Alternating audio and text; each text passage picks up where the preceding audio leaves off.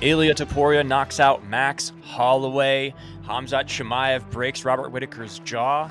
And Madomed Ankalaev puts on the performance of a lifetime against Alexander Rakic. Just kidding. Anyways, it's fight season. We are back. And once again, it's me, Jesse Rowe, joined by Adam Fishkin. Adam, how are you? It's been a while. Thank you for coming back. Of course, dude. I love coming on fight season. I feel like we have some good conversations here. But no, happy to be back. UFC 308, fucking unreal. I went 9 for 9 with my picks. So check out Inside Veteran if you haven't. But dude, no, happy to be here. I am tired of hearing about how you went 9 for 9. It's all I've been hearing about. You should have cost more money on it since the card came, but yeah, no, I'm pretty impressive. I had to stick with my boy Max Holloway, and it was a sad moment to see Max get dropped and get knocked down for the first time in his career, but at least he went out on his sword and he went out fighting, because to be honest, that was an unbelievable fight for as long as it lasted. It was a 3-round just total tactical masterclass by both fighters. I mean, it was beautiful to watch. Just incredible. I gotta fix my chair here. Incredible performance by both men, but obviously the story here is Ilia Topuria just kind of skyrocketing himself into the stratosphere of being not just one of the pound for pound best fighters in the world, but potentially an all-time great. It's obviously a little early to even consider him that, but when you consider who he has beaten, the competition that he has taken out en route to becoming champion and now having his first title defense, you just can't help but be just nothing but impressed with what this guy has done. Ilia Topuria is the fucking man, dude. Yeah. Like, that guy, talk all the shit you want about him. He talks a lot of crap leading up to fights, and so far he's backed it up. And he's not just backed it up, he backed it up honestly against number 1 and 2 all time in the division. So he's all the props, all the respect needs to go to Ilia Topuria, and I don't want to see any more Ilia Topuria hate, because I feel like more is coming, but I think he's gaining more and more fans as the days go on. It's funny how that works with MMA social media, where before a fight, Topuria says stuff like, Topuria will be talking his crap. He'll be saying some sort of what is perceived to be outlandish statements. Just arrogant. It comes off like it's arrogant, it's cocky, and people are like, can't wait till Max drops this guy. Max by, people like Max by slaughter, Max by murder, those sorts of comments. And then Topuria gets the knockout, and everybody's talking about him like he could beat Islam Mackhachev now. You know what I mean? It's just funny how MMA social media fan base switches like that. Yeah. What's so impressive about what he did, I thought, was that the way the fight started, first 10 seconds, points to the ground, challenges Holloway to throw down in the first 10 seconds. I don't think Topuria ever thought Holloway was ever going to accept it, but I'm also questioning whether Topuria was actually going to engage in that situation. But that's like a whole other debate.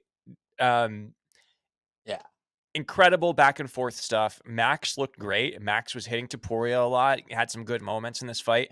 There are some people who thought Max was up 2 rounds. Up 2-0. Crazy people. Yeah, I mean, like, maybe you can make an argument for 1-1. I thought Topuria, maybe like Max was like landing a little more, but like I thought Topuria was just clearly landing heavier shots, and he was beating up Max's leg too. He also got a takedown in this fight, which was really interesting, because that's what I said I thought was going to happen. Whereas if Topuria was maybe potentially getting outboxed in the feet, Topuria still had an edge because he could take you down, and he has a submission threat. He has like more submissions than he has knockouts, I'm pretty sure, or it's like 50-50. So I did sprinkle a little wager on Topuria by submission. It did not come through. I really liked that bet, but man, I also did. I was very disappointed. You persuaded me. I know. Well, I mean, it felt like a good one. Just it was a good bet. The fight kind of played out exactly how I thought it would. I just thought that we might see Topuria implement takedowns because of the fact that he needed to neutralize the volume Max throws, because Max throws so much volume that he wins on decision a lot like that. So I thought there was a chance that would happen. Did not happen. 3rd round, he knocks out Max Holloway. Just kind of started to it reminded me a little bit of how Alex Pereira knocked out Khalil Roundtree. Just kind of caught him and then started just going to work on him. Just going to the body, going up, going down, changing eye level, and then knocked him out with a left hook. Man, it was so impressive. It was so impressive to Yeah. watch. Very sad to see Holloway on the ground, though. I mean, that was like a sad sight. It was, and you know what? Like you said, Holloway. It was the best version of Holloway that we could have expected. I think. Like he looked really really good. Topuria is just that much better, and he actually got 2 takedowns that fight. I don't remember the second one, but I'm looking at UFC stats right now, and he does have 2 there. So he was putting in some work there. The one thing I'll say is that I think the only person you can bet on beating Topuria is Islam Makhachev at the moment, and people are going to come at me and be like Alex Pereira or whatever bullshit. I'm talking about like realistic opponents. If he moves up a weight class or moves down a weight class, Yeah. I think Islam Makhachev is the only person you can make like a solid argument that is going to beat Topuria. Everyone else is either Topuria wins or it's like very 50-50, you know? So I think Topuria is him. I think he's the next big star in the UFC, and I think it's the star that UFC needed, because a lot of people are getting bored with you have Pantoja at flyweight, boring. Dvalishvili at bantamweight, who might be fighting Umar Nurmagomedov, boring. Bilal Muhammad, boring. DDP, most people say boring. I actually enjoy watching DDP fight, DDP is but super exciting. His fights are never yeah, boring, in my opinion. Yeah. yeah. But I do think a lot of people say he's somewhat boring, you know. So because he will just kind of like he goes the Merab Dvalishvili route, right? Like he just kind of like relentless pressure, doesn't gas out. But then you got Alex Pereira, who people like, and then whatever for the rest of them. So it's a champion And then that's John that's Jones and Tom Aspinall. I know I'm skipping that. Yeah. I mean, look, that, I understand what you're not to that interrupt you. I division understand just what you're like saying, though. doesn't count now. But I do take Yeah, a little bit of umbrage with saying that like that there's like this like boring champion era, just because it's really just 3 divisions of guys that are like heavy grapplers that like have those sorts of fights. The other divisions have like Alex Pereira, DDP, John Jones, Tom Aspinall, very exciting fighters. of So course, of it's course. just a few of them. So I understand why you feel that way. I think it's more so about like star power and like who's the next Conor McGregor, who's the next guy that could potentially like rise up and be like the face of the UFC. Right now it's Alex Pereira, Yeah, but he also doesn't speak a lick of English. I think Topuria has a little bit of an edge here because you can conquer that European market. He is a fucking star over in Spain and obviously in Georgia, but particularly just Europe in general. But he also speaks English and he's gaining more notoriety in the United States. So uh, and with the loss of Sean O'Malley not being champion anymore, I yeah. think that's important. Yeah, I think the difference is that every like superstar to come out of North America, they're like hyped up from the beginning. You know, Brazilian stars, or I'll say South American, but it's really the Brazilian guys because South America doesn't really have that much power.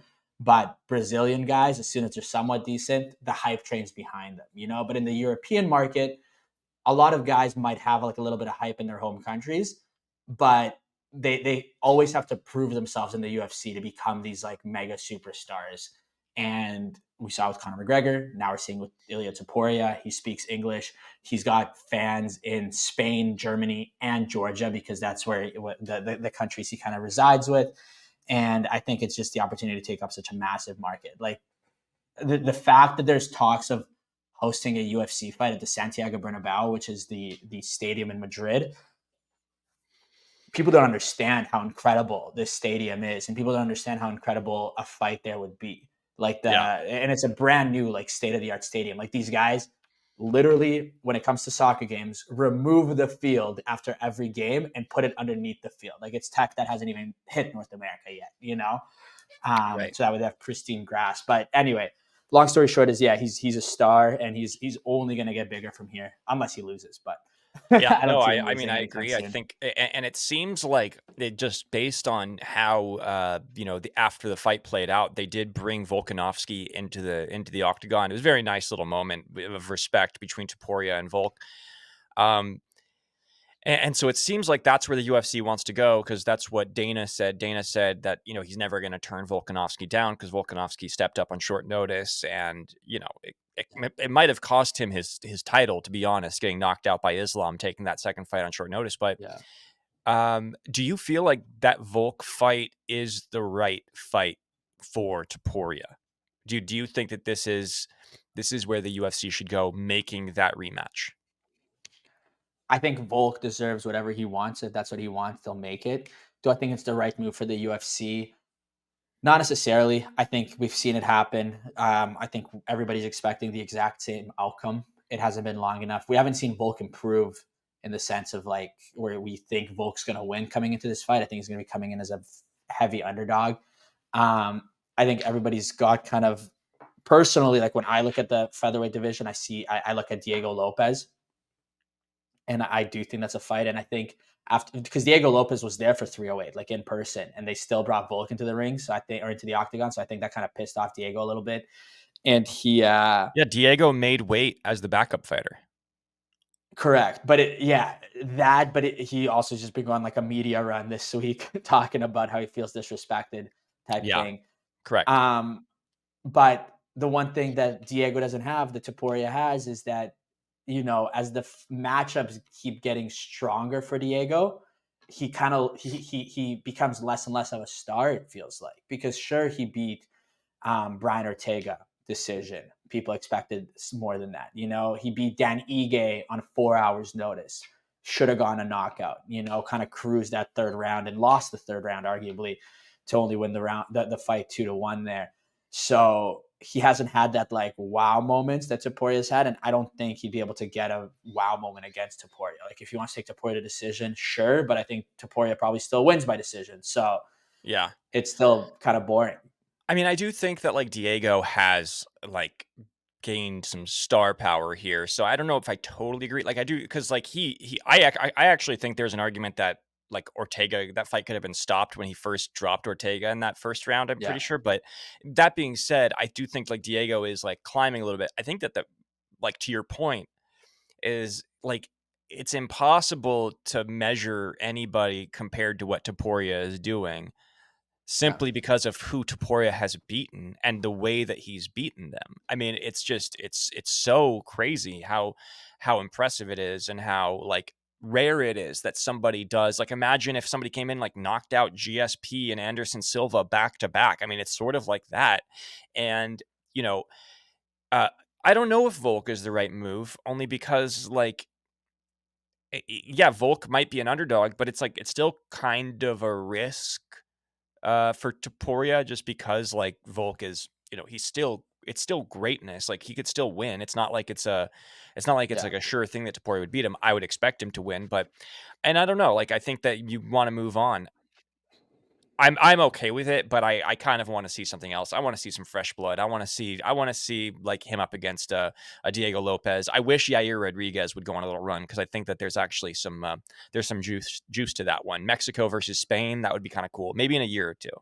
Maybe in a year or Yeah, two. yeah, yeah. He's got to win a couple to make it Yeah. back up there. I don't know how he's ranked so highly still, coming off of 2 losses, but Yeah. Well, um, he won it. I mean, he beat Josh Emmett, and who was like 5 at the time. So I think that's part of it too. So yeah. um, If the UFC wants to have an incredible 2025, this is what they do: is if Makhachev can't come back, and it seems like he can't until probably after Ramadan, which is in March. So he's not going to come back till like the second or third quarter of 2025. They might have an interim title fight. I think they're talking about for the light heavyweight, or not the lightweight. Sorry, division. And I think the exciting fight to make is Volk versus Holloway for the interim belt, which doesn't make sense because they're both coming off of losses. But I think it would be a very exciting fight that people would want to see again. Like, oh, these guys have run it. They both got knocked out by Topuria. Let's see if, like, who wins this or fight. You know, or even like yeah, I could see Volk versus Holloway for BMF too. That would be an interesting one.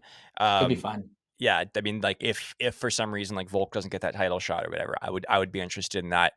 I do think that there's a chance we might see Poirier versus Holloway for BMF, but it depends on what's going on I with saw that Poirier. too.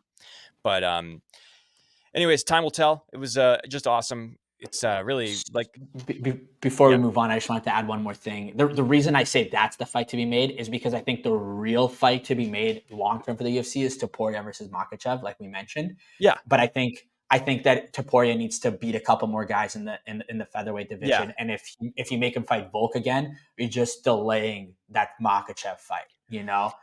Here's the thing about that is like Mackhachev is the number one pound for pound fighter in the world right now, and Yeah, he is also himself trying to move up and do double champ status. Like, he wants to move up to welterweight and try to become a But double he champ. can't until unless Bilal loses, right? Right, correct, exactly, because he won't fight Bilal. So if Shavkat wins, then we might see that. Then that fight probably doesn't happen. I don't know. Maybe it does happen. Like, I will say this: if there's two fighters right now that could be like fighting for double champ status, Topuria and Makhachev make a lot of sense. Topuria does Yeah, have to win a couple more fights, but I agree with you there. Um, and that would be an insane fight. That would be just like a insane. massive. And I think that they want to they want to rush it. I saw this thing that the whole like I forget Khabib's dad's name, but he like the one that orchestrated Yeah, yeah, all yeah. of these Dagestani fighters, and Right. his whole thing was at 33 you retire because that's the end of your prime. And Makhachev, I think, is 33 right now, but he's still he has personally said until I feel like I'm declining, I'm not going to retire. But it's like, how many more years do you have? You know, Yeah. is he going to start declining at 35? Is that the end of it? And then it's like, okay, well, if you need support to beat two or three more guys before you give him the Makhachev fight, that's already a year and a half gone, right? So Time is a ticking, and I will say this: if Ilia Topuria beats Islam Makhachev, I mean, he's probably the next Conor McGregor. It'd be like the biggest win, like to beat a oh my Makhachev. god, It would be if massive. It would be so massive. it if Topuria beats Makhachev, there's the argument for him to be the all-time goat. I think It depends on how many beating wins it is, but yeah, I mean, it would be up there. I mean, it would be all-time status for sure. Yeah, yeah. Well, we're talking about, let's say, two more fights that makes him 18-0. Makhachev makes him 19-0, and beating Makhachev, Volk, and Holloway. That's a pretty incredible resume that not many people can put up with. And yeah, knocking out two of them, and then potentially third, who knows?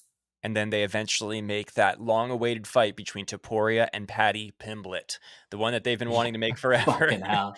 um, anyways, there were other big stories from UFC 308. Khamzat Chimaev, man, was unreal. Submitted Robert Whittaker very easily in the first round. Cracked Yeah. Robert Whittaker's teeth.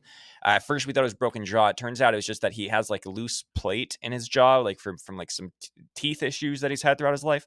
So It his was against DDP, he said. yeah, he got jabbed and they sort of like got a little loose from that. Yeah. And so Makhachev, Hamzat did the rear naked choke and just put pressure right on his chin, cracked his teeth. Like, it was like that. It was so fast, just immediately cracked, submitted Yeah. him. And I think that's one of the most impressive, other than Topuria and Volk and or Topuria versus Holloway. I would say this is probably the most impressive win of the year. It was very impressive. Yeah. I think Hamzat, like, after that fight, my initial thought was, holy shit, Hamzat is the real deal.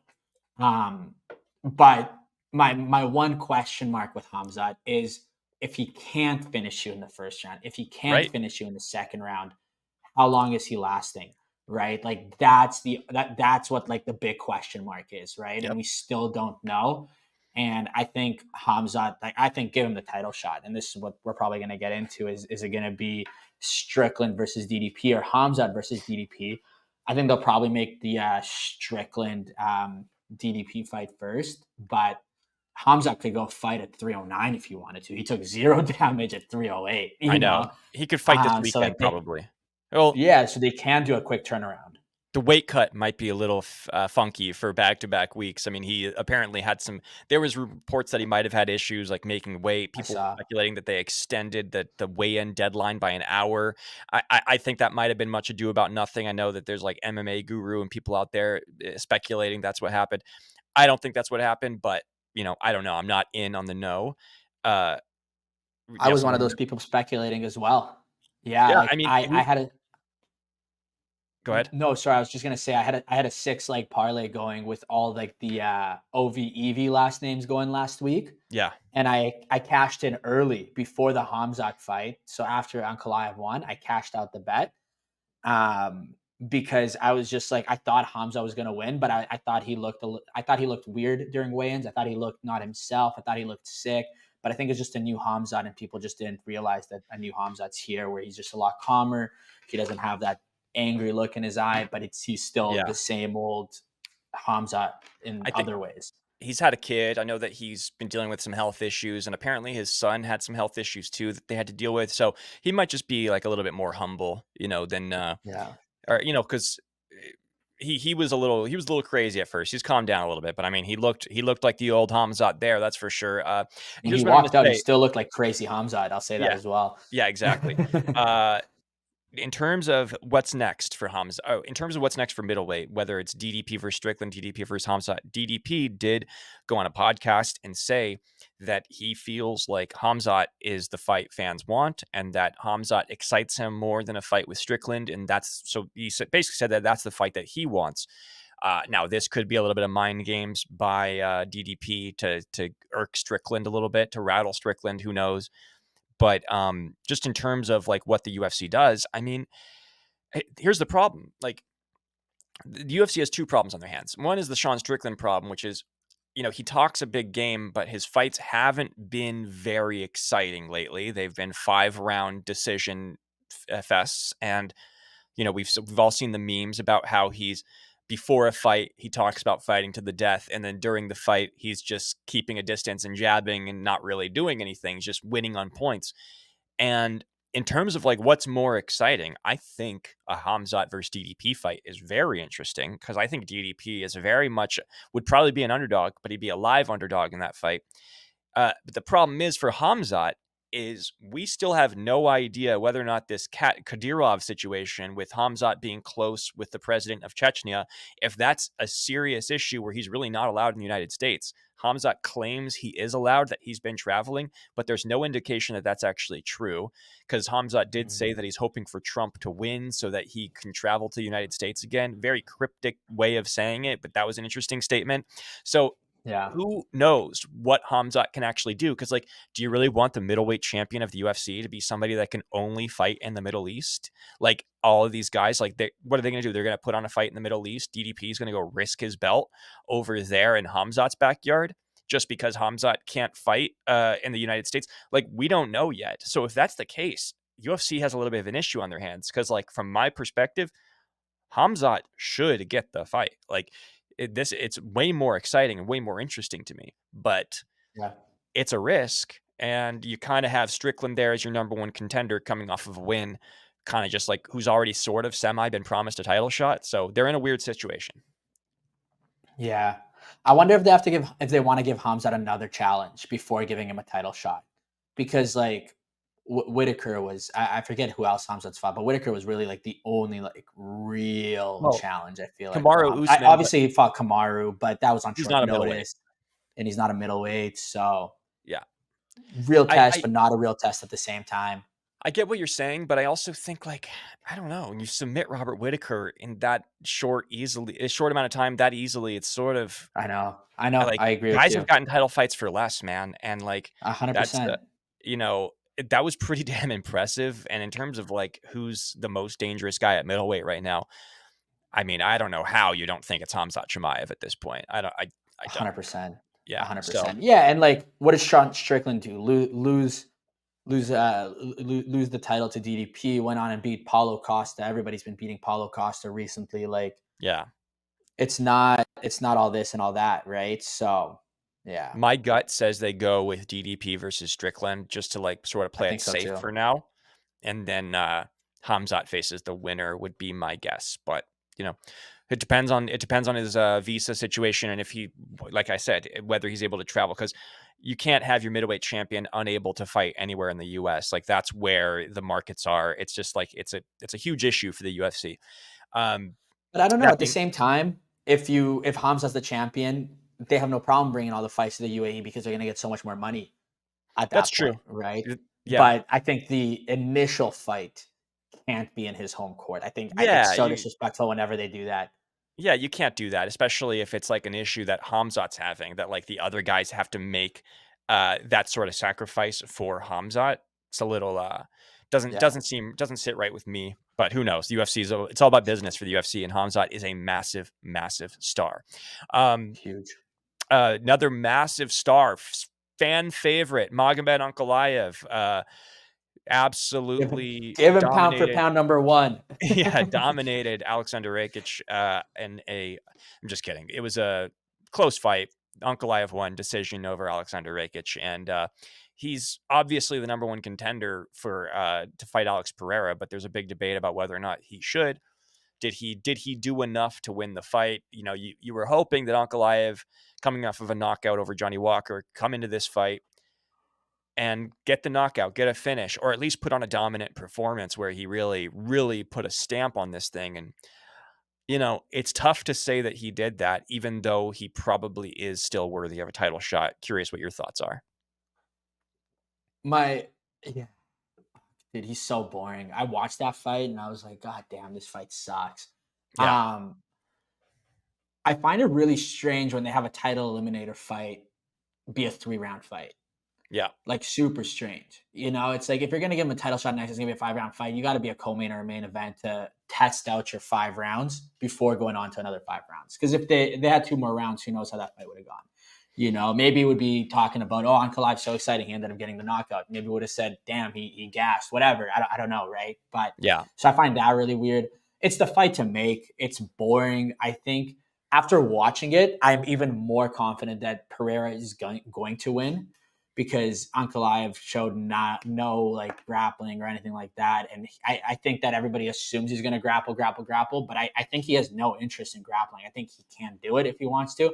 But I think he also knows that Pereira can do it if he wants to. Like, we just haven't seen Pereira grapple because he hasn't needed to. But that's all he's been working on in his training camps with Glover Teixeira, or at least Well, that's what they say. well, he's a jiu-jitsu black belt now, Adam. I mean, he got his jiu-jitsu black belt Yeah. after knocking out Jamal Hill. Still one of the funniest things I've ever seen. That Yeah. they gave him a black belt after knocking out Jamal Hill in the first round because Jamal Hill is a black belt. So that was just funny. That was very or no, Yeah. sorry. It's because Jamal Hill beat Glover Teixeira. So because Alex Pereira beat Jamal Hill, they gave him a black belt because Glover Teixeira Yeah. is a black belt. That's why. So, but anyways, that being said, I would imagine that Ankalaev is going to go grappling heavy against Alex Pereira simply because against Rakic, much less of a threat on the feet than Alex Pereira is, obviously. Not that he's not a threat, but like Pereira on his feet is an all-time great, whereas Rakic is kind of, like just a good fighter.